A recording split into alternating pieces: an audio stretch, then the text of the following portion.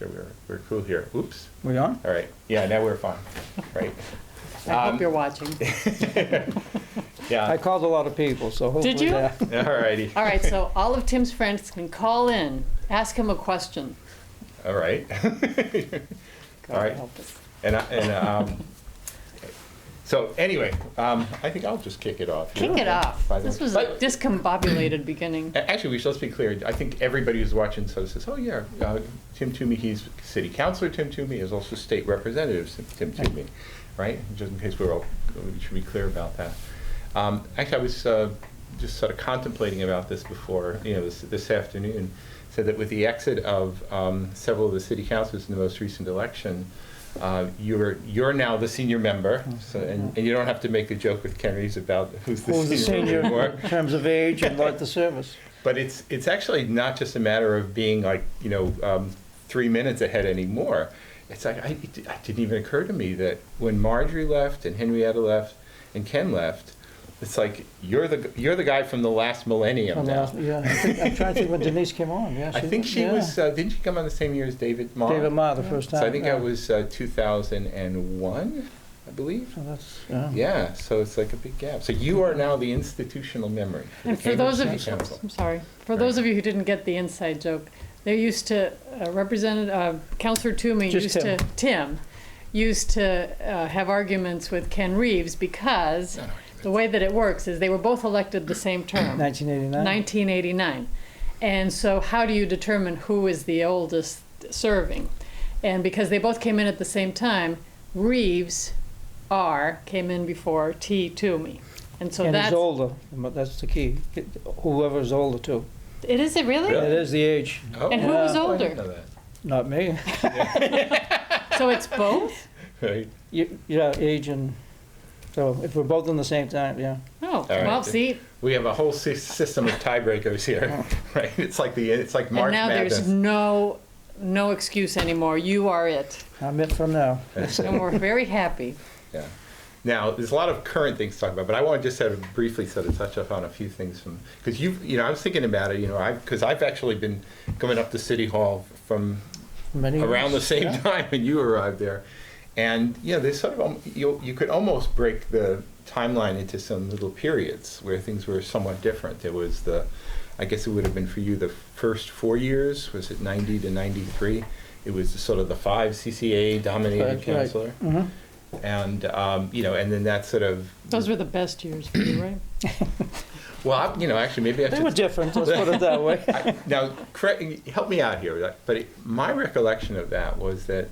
And it's kind of funny in the context of some of the discussion these days about open meeting laws and people getting together in advance, where you'd often see like 4 or 5 sort of CCA people putting in an order or a policy statement here and sort of leaving everybody out. And I used to think to myself, if you weren't part of the 5 during those years, you probably kind of felt like an observer. Yeah. It was different. When I first came in, the defining issue then was rent control. Absolutely. That was the only issue of how you defined, and either you were for it or against it. There was no in between, and that's how people voted. And the CCA, they were very rigid in their platform, and they expected you to follow right down to the letter exactly what their platform was, and there's no deviation from that. But I remember. Help me out here on this, but there was like the Toomey plan, like a housing plan was submitted. That's 1994, but then economic justice and housing. And then there was, and I remember it was sort of a nice piece of work. And then there was like the CCA version of the same thing. Right? One council I'll never forget, the comment was, I'll never change a comma in the rent control ordinance. Yeah. That's how rigid it was. Yeah. And that's why it lost. Well, I think. And I said, and the voters are going to do it at some point in 1995. That's when it happened statewide. I remember you saying that. Yeah, compromise would have made a big difference. It really would have. Yeah. So, but anyways, that was a period, and then we sort of went to the sort of the rent control. Wait a minute here, because you're making it sound like he was that the non-CCA people just were sitting there, and while the CCA people got things done. That's not how. No. I wasn't saying it was while they got things done. It was that it was almost sort of like if you wanted to sort of be a clear, loud voice right over here, it was a lot more difficult then because you were sort of being in the minority really meant something then. you're sort of squelched to some degree. That's true. Yeah. But I'm glad to say those days, I think are gone. Since for many years now, it's people, really get along and, try to work together most of the time. We always have our differences and things like that. But before then, it was, independent and CCA and no in between. And today, there's really no political affiliation or parties like it was back then. So that's right. Yeah, it's actually, I think I always think of Marjorie Decker as kind of sort of symbolic of the big change, because she was as much of a progressive, but she was as independent. Homegrown, grew up in Cambridge, went to the public schools. Absolutely, absolutely. And so sat in the student school committee. Yep. When she was in high school. Very much. Very active. So. Yeah. I sometimes think about if 25 years from now, if people are kind of writing a history of the period, how they would sort of define these little epics of Cambridge, and the actions of the city council. Because we to this day, we still talk about the rent control years. Mm-hmm. It was sort of like the downzoning period where everything was citywide downzoning.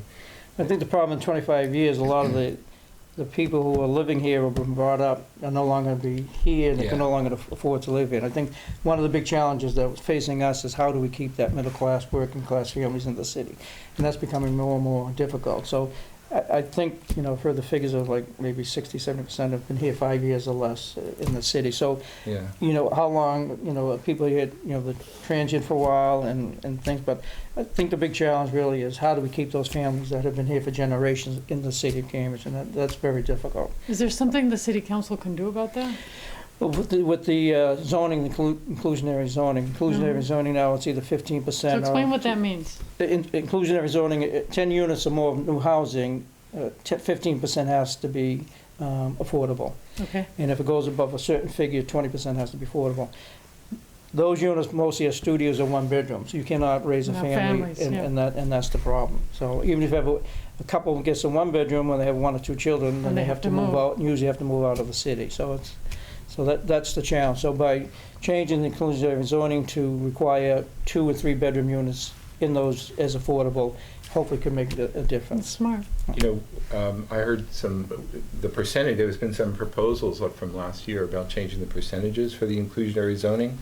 But, one of the tricky parts about that was that in exchange for being mandated to provide the affordable units, the trade-off was the builder gets a little density bonus. Yeah. So it's sort of a classic conflict now, because people say, well, we want to get the more inclusionary units, but then you say, well, are you willing to accept the greater density? That's the trade-off. Well, that's kind of, honestly, that's kind of like what defines like the here and now in terms of some of the political conflict is people who are, pro-housing or maybe not so keen on new housing, and people who are very okay with some greater density, and people who are very opposed to greater density. So it's a dilemma. It'd be interesting to see whether there is some modification to inclusionary zoning. Well, we have 4 new councils, so we have new perspectives coming on, and I think it'll be interesting to see how this is all going to work out. Is there any issue on defining affordable? I mean, is it just people who are poor or people who are middle class, or who does affordable that probably would have to be tweaked with the affordable. You can do that too? We're hoping to be able to do that. I think we have, because if you want the middle class, working class families to stay here, if they're making a certain amount of money, you want, because they're over income, but they're not, by no means are they, upper middle class or anything like that, but they're working family. Right. So I think we have to tweak a lot of that. But I think it's doable, and I think that's what the challenge before us and how we can go about doing that. I think one thing, it's a big distinction between when you're promoting affordable housing that was either state-funded, federal-funded. There's much more rigid about what is considered requirements affordable. when you're but inclusionary, we have a lot of control, much more so than the other programs. So we'll see where this one goes. Well, it's good. That's a goal of yours. Yes, absolutely. Now, do you hear from your constituents about that? Yeah, every day people are looking for housing units, and it's, and the Cambridge Housing Authority wait list is years and years, and so it's tough, and it's really tough. Yeah, All right, so let's talk a little bit about some of the things that are going on today, all right? Maybe we'll sort of switch back and forth a little bit here. And we should kick off with one of the big ones, which is the subject of the city council meeting last night, which was what's going to happen with the Sullivan Courthouse. And you're actually kind of being acknowledged as kind of like a lead player.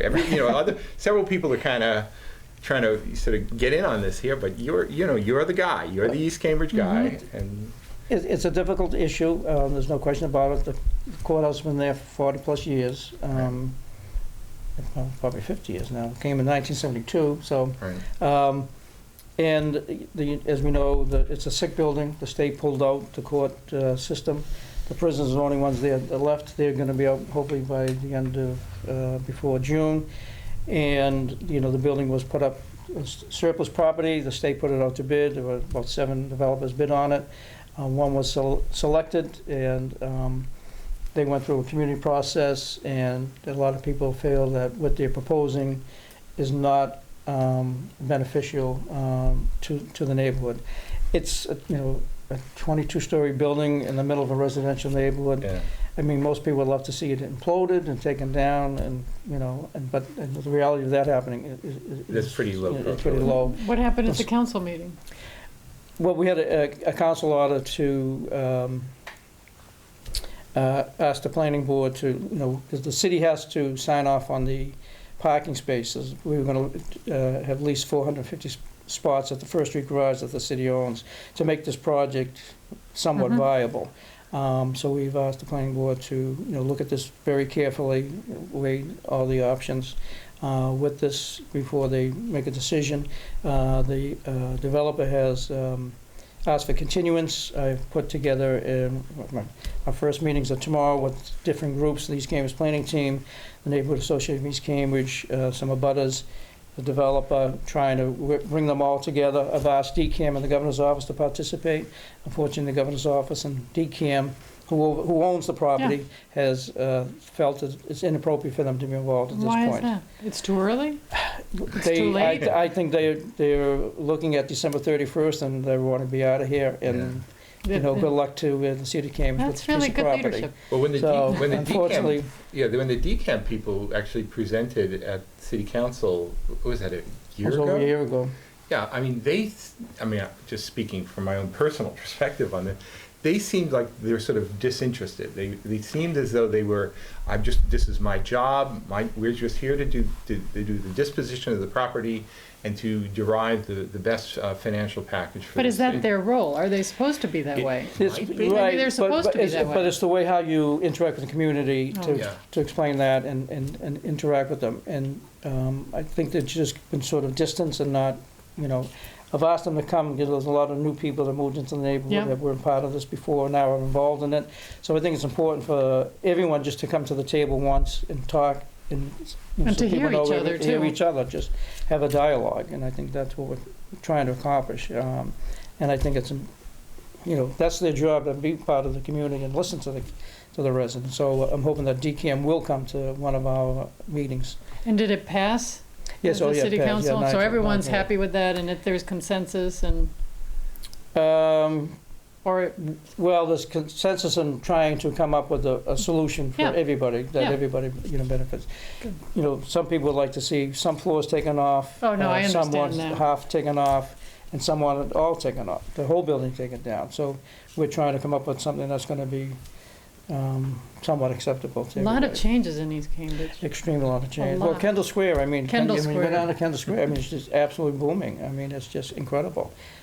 So the housing prices there have gone skyrocketed, and, Yeah. if you didn't own, 15 years ago, it's almost impossible now to buy down there. It's I really tried- amazing. I tried to park Sunday afternoon, and I couldn't find a parking space anywhere. Yeah. That's a huge change. It used to be so easy, and it's like, Well, Kendall Square, I mean, the idea was, impossible. years ago it was just Vinnie's Sub Store and I F&T remember Diner, Vinnie's. and now you have all these You want restaurants. chips? I remember Vinnie's. And you have, a lot of residential units there now, that's what people wanted, 24/7 it's community. packed. Yeah. So, it's it- packed. it's Well, and it's been going quite to be, successful. And the I'm- neighborhood, East Cambridge Planning Team, they worked many years on this, Yeah. and you can see the results of being borne out right now, so. It's going to be interesting to see, if it ever happens, if there's a big change with the Volpe site. I mean, I keep hearing rumors of, we may have friends in the right places, and maybe things could happen so that they can see housing development on at least a portion of that. I worked in that building, the Volpe building, at the Volpe site. It's going? Well, I mean, people have been talking about that for like 50 years when NASA pulled out, when, what was it, Nixon back then? No, Kennedy. Johnson. Kennedy to Johnson. It was Johnson, when he took it to Houston, right? Right. Yeah. I think it was President Johnson that took it out. Right. But, I think Tip O'Neill tried to do something. So you want to tell that story? About the Kennedy story? Well, when John Kennedy was president, he was going to bring NASA here, and that's why there was so much space in East Cambridge, because he was going to build it. And then when he died and Johnson became president, of course, where is he going to take it? He's from Texas, so he took it and he put it in Houston. Right. So imagine, instead of having all those communications from up. Right. Yeah, we would have been, all those communications saying, Houston, Cambridge, we have a you. problem. It would be Cambridge, we have a problem. Yeah. Right. Cambridge, we have a problem up here. Yeah. But we don't. My understanding is that the Volpe transfer, that's a federal facility, that was in a way kind of like throwing us a bone. So saying, okay, we pulled down, so we're going to give you this something here, which is to be something of a little bit Department of Transportation, Yeah, so it's something. But it's interesting. It's like, I know of at least 2 projects, I think, that were sort of big proposals that were supposed to happen in Cambridge, which then didn't happen, but because of either the promise or the threat, it had a huge effect, even though they were never built. One is NASA, and the other one was the inner belt. Right, when the inner belt was proposed to sort of come cruising right through us, I think. Where was look out! Yeah, there was a huge. Well, in the Kennedy Library too. That's right. The Kennedy Library, Memorial Drive, Yeah, but I don't think that the disappearance of the Kennedy Library up at Harvard Square kind of cause like disinvestment or anything like that. No, but it would have changed the place. No, it would have changed it, but instead we just got something else, and a good alternative there.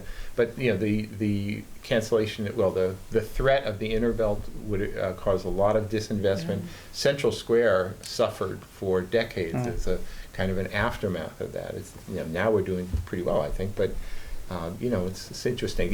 Even projects that aren't built sometimes have big effects. Yes. I guess that's my only point. Speaking of that, what's happening with the railroad line there? The Grand Junction? The Grand Junction. I love that name. Yes. I know. I used to watch Petticoat Junction, so there you go. that's what I always think of. Uncle Joe. Exactly. Moving kind of slow. we're all showing I only saw the reruns. Yeah, right. But one of the things we're trying to do with that is there's Friends of the Grand Junction, John Sansoni, in the city and East Cambridge residents are trying to make that a multi-use path. And so get rid of the railroad altogether. Well, you're never going to get rid of the railroad because that's used for the maintenance facilities over in some of them with the commuter rail line. And so we won't be able to get rid of that. And that'll probably be the maintenance facility for the Green Line extension for all those trains too. So, but it is a one track, but they would be able to have, do some multi-use paths along that. We're working with MIT. MIT is the largest landowner along the Grand Junction path, and they've been somewhat reluctant to, because of a lot of their property and there. But I think it would be an excellent, from Charles River, you'd be able to walk a bicycle down through Central Square, down through Kendall Square, through East Cambridge, into Somerville, and then over to, it would hook up to the bike path that's going to be built behind Brick Bottom, that's part of the Green Line extension, and then you would go right into Boston. So it's, oh, that's nice. Yeah, that's valuable. It's a really something we're pursuing and working with the state and MIT. Redevelopment Authority has set aside some money along the portion that they own down here between Binney and Broadway. So, but that's a good idea. Yeah. How do you think you're going to get it done? I'm pretty optimistic, but that's it's fantastic. probably going to take a couple of years. But we're working, and MIT has made a commitment. They are studying it and seeing how we can make that Actually, work. when MIT had new buildings built adjacent to it, they built it with sufficient width There's a, right. so to accommodate both the rail line as well as a future linear path of some sort through there. I think there It'd be was a huge benefit for them and their students too. honestly, yeah. it's sort of linking to yet another one of the topics of discussion lately having to do with the MIT graduate student housing. Housing. Fact is if they were actually to take that corridor and have a passable pedestrian bicycle path that goes over the BU Bridge, which was part of the most of the proposals I've seen, it makes living over on that just outside of Cambridge there as a viable housing option for MIT people. Makes it really attractive. So, honestly, they ought to promote it because, it might actually relieve some of the pressure they have in terms of housing options. And actually one of the big things that wasn't addressed in some of that housing study stuff for MIT was the difficulty of students who are there late at night when the T ceases to be a good option. I don't know, I think maybe at least for bicycles and whatever, you can actually have better housing options if in fact that opens up. You solve multiple problems if that path goes through. And it wasn't so long ago we were talking about ethanol trains on there. Well, it's Which not is over, always, that's though. not over. That's That's not something over. we That's not still over. have to keep our, watch out for. There's no question about and we that. also, it was, The train to Worcester, we too, had the right? Tim Murray, Is I was that- calling it the Tim Murray. That was Tim Murray's big thing, so, Oh. but they probably might be looking at like a light rail Yeah, train there, but, but that's probably years away, but that's just something that might, they might talk about, but. having a light rail alternative through there, not necessarily, we're not talking about to Worcester or anything like that, but if they had something like that using that rail, that's not incompatible with using that rail as just as a utility for moving rolling stock between the yards. You can do both. Yeah, but the one from Worcester was the high-speed, Yeah, that was- commuter rail. that would have been, What, we had 6 or 7 grade crossings. crossings that would have was been there. a scary Yeah, thought. but So hopefully that's. This path sounds like a great idea, and I know that you've been a driving force for a long time on it. Is there anything that that the people who are watching this can do to help support it? I think the big thing, there's Johnson, Sony, I think it's the Friends of the Grand Junction. They have a website to get involved with. Carrie Sederman from the Community Development Department is spearheading it. She's sort of the point person for the city on that. So if they have and just questions, reaching they can out to the ask city councilors. Yeah, but Kara's Carrie's- the bicycle coordinator. Yes, yeah. So they very much see that as a good alternative. She's been very helpful, Oh, yeah, she's been absolutely. very active with it, yes. Yeah, but what were they calling it? The inner ring, the urban ring. Urban Ring. There was proposals for using that corridor for that as well. I don't know. That doesn't seem to be on the horizon anymore. No, that would be federal funds, and Yeah. I don't know if we're gonna see any federal funds for anything. Yeah. Right. Exactly. Yeah. But anyway, it's been interesting watching that whole thing, all the various iterations of possibilities for that corridor develop over the last few years. It seems like every year it's like, oh, it's going to be ethanol trains, or it's going to be high-speed rail, or it's going to be a park, or it's going to be a. Well, when you look at the major cities, there are not many real tracks left, It's here and the one in North Cambridge. Right, actually, if that rail link was broken, just in terms of moving rolling stock between the yards, you'd have to go all the way out of Creation just to move stock. It's actually a pretty vital link. So. If we ever have the north-south rail line connected, would solve a lot of problems. Right. But Yeah. South Station, North Station, that connection would be tremendous. Wasn't that proposal supposed to be part of the big dig, and it didn't quite Yes, make it? Right. Governor Dukakis and Rep. John Bussenger have been promoting that for like Yeah, 40 forever. Right. years. Yeah. But it's still on the, out there, so it's not, officially put Completely to bed. off there. Yeah. So, all right. Well, we've got a couple more minutes for this segment, and we'll have a second half hour after that. So, let's. Hopefully you'll stay for that. Have we scared you off? For For right now, you'll stay for the next half hour.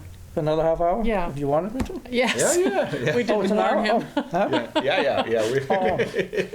Definitely. Once you're sitting here with us, you're stuck. Oh, That's I was right. wondering why I couldn't, That's right. We the went glue, through the glue took training effect. Absolutely. Yeah. Actually, just in the last minute or so here, one of the things that I think I've always associated with your role as a city councilor was, and it's become less so over years for other councilors, was you were always the top like constituent services guy, like the real classic old style constituent services guy. And that's still sort of... my staff, I have a great staff I've had over the years, and, I have a district office on Cambridge Street, so we have a lot of walk-ins, and, people, come there, they come to your house, they grab your church, you grab, you're walking down the street. So I think it's a very important part of the job. A lot of people don't know how to access government services, and so we try to be as accessible as possible. And, the big issues are, employment, the housing, healthcare things. So it's a scary time for a lot of people. There's a lot of major changes in how government is operating. So.